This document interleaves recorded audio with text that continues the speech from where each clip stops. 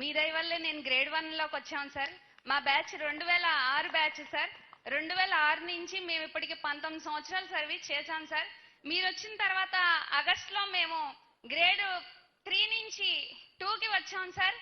ఇప్పుడు రీసెంట్ గా గ్రేడ్ 1 తీసుకుని మేము గ్రేడ్ 1 పొజిషన్ లో ఉన్నాం సార్.